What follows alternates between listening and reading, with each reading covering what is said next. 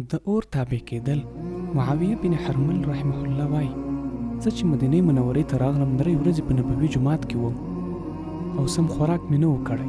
یو ورځ حضرت تمیم داري رضی الله عنه کور ته بوتلم او خواړه یې راکړل، خو زه دومره وږی وم چې موړ نه شوم. بله ورځ د مدینې په حرة سیمه کې اور راووت نو حضرت عمر رضی الله عنه راغی.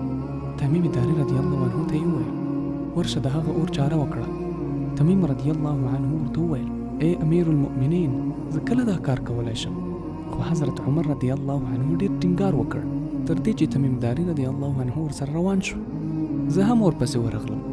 دوی چې ورسېدل حضرت تمیم رضی الله عنه اور په لاس ټېله کاوه تر دې چې بیرته یې هغه ځای ته ننیوست چې ترې راوتلی و.